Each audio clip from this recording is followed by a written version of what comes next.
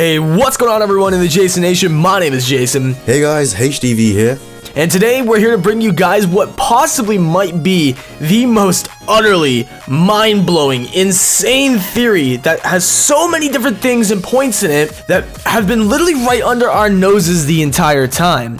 Today we're going to be going over two main things. One being how there is a huge possibility that Lissandre, the main antagonist from X and Y, is still alive and possibly has plans to reform Team Flare in Pokemon Sun and Moon and try to follow through with this plan to destroy all humanity except for Team Flare.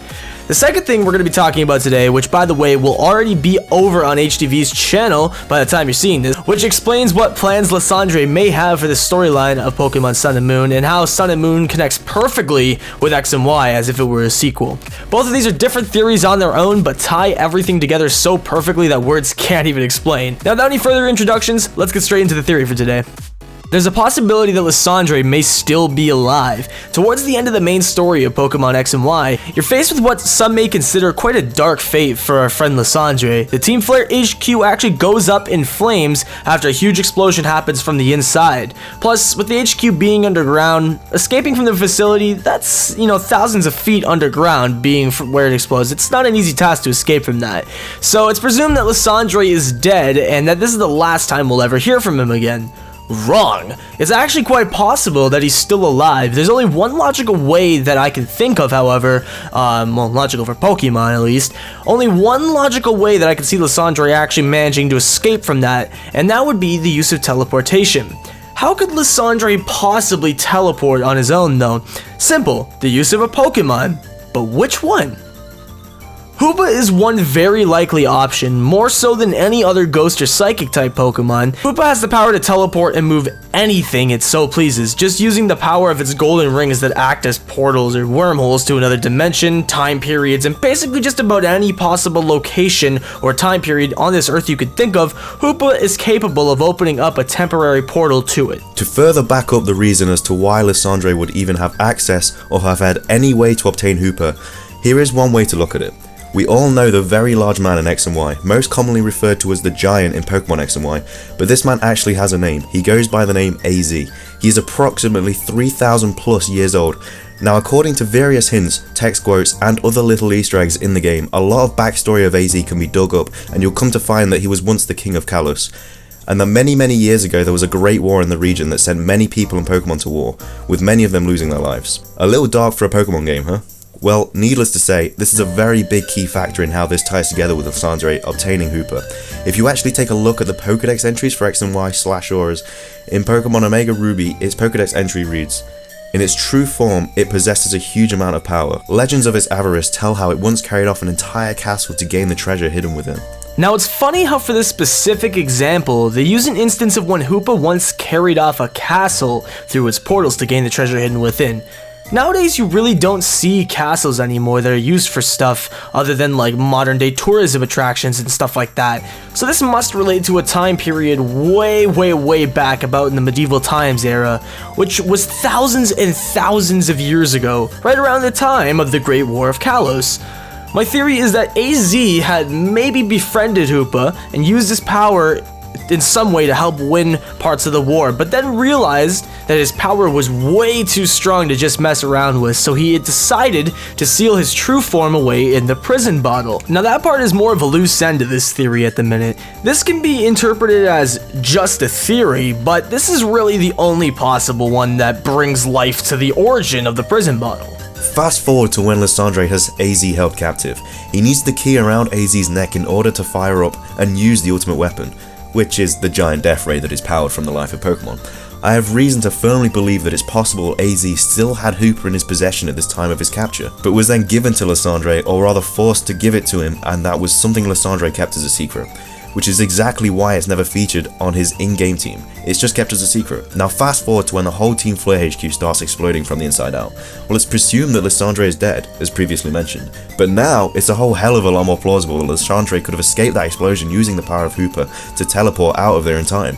As of right now, we are currently unaware of the whereabouts of both Lissandre and AZ, but what we do know is that A. Lissandre is very likely alive and breathing somewhere, and B. that AZ has made a trip to the home region within a few years after the ending of X and Y. Proof of this is given to you by many different events in auras, such as... In one instance of the Delta episode, you have a quote from Zinnia on the Sky Pillar that says, "A tall visitor from a distant land once witnessed how Mega Rayquaza stopped a fight between Primal Groudon and Primal Kyogre." There's also another instance where you hear Wallace talking to his master and learn that the tree planted right in front of the entrance to the Cave of Origin was given to the people of Sutopolis by a huge man who visited from the Kalos region. And as well, underneath that very same tree grows a flower that is the same exact kind as the one carried by AZ's Floette. With that evidence in mind, this definitely proves that AZ had made his way into the Hoenn region at some point, and he left a trail of evidence behind. But there's still one more damning piece of evidence that has yet to be explained. But today, we will be the ones to explain it. You know the Hooper event in Auras?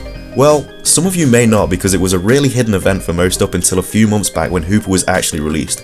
There's a secret event where if you walk into a Pokemon with a Hooper in your party at the time, there will be a strange occurrence where one of the employees of the store will tell you about how one time he was working the night shift, and then all of a sudden, this super duper scary old guy comes in.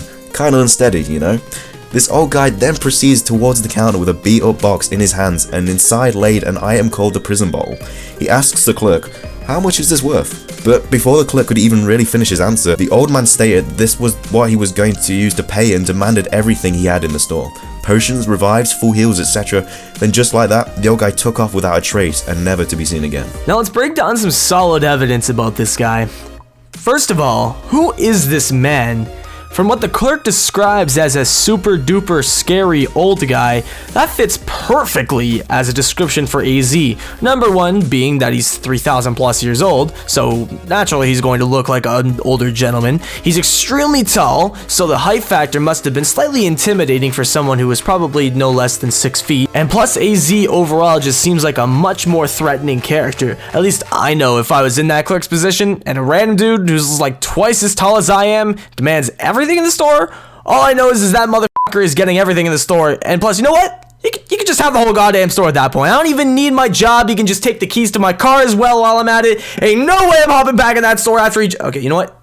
Back on topic. The description really fits AZ well. Plus, if AZ had Hooper from all the way back from the War of Kalos, he would still have the prison ball that he used to seal away the power of Hooper and store it for safekeeping. But now that Lissandre is presumably dead, and whether or not AZ is aware of that, he decides for the best reason possible that it is best to just get rid of the prison ball so that it doesn't get in the wrong hands again. What better way to dispose of something than to give it to someone who has no idea of the actual purpose of this bottle? The clerk even said it himself that there was nothing inside, but it's the power that's inside. No pun intended. That is what is important about the bottle. The clerk also said he thought it was nothing and that he got fooled. But then you actually receive the prison bottle after you finish talking to him, and then you can use it to turn Hooper into his unbound form. Now this leaves us with a very massive plot hole. Where is AZ headed from this point? Now that he's ventured through Hoenn, from Kalos, disposed of the prison bottle, where is he headed to next? Where's Lissandre? Is he even really dead? Or could he possibly be alive somewhere and still have extremely evil plans to reform Team Flare and try and pull through with his original plan to destroy all humanity? Most definitely, without a doubt, and undoubtedly accompanied by the power of Hoopa and his ability to teleport anything and basically everything on a whim. AZ could very well be headed for Hawaii in Sun and Moon, and he may be aware of the fact that Lissandre even plans to attempt to retake over the world and destroy humanity and all that stuff again. Or maybe, you know, AZ just stocked up on supplies and he's just going on a very long-awaited adventure with his long-lost Floette. Either way, there's still a lot more to this theory that has yet to be explained, and there's a very high chance that we may have predicted what might be the rest of the storyline leading up into Pokemon Sun and Moon. And there's a very big chance that what you'll hear in the part 2 of this theory will absolutely blow your mind even more than this video hopefully did. If you enjoyed part 1 of this theory and want to continue to hear the rest of it and know more about where we may be headed in Pokemon Sun and Moon, then make sure to go check out part 2, which again is actually over on HDV's channel right now, like right this damn minute. So go check it out. There's a link on screen. You can click the video thumbnail, or you can check in the description for you mobile users out there. There should be a link down there as well. Once again, definitely make sure to subscribe to both of our channels if you enjoyed this video, and feel free to leave a thumbs up if you like what you've heard so far, as well as don't forget to go check out part 2 again on HTV's channel. Thank you so much for watching, and I'll catch you all in the next one.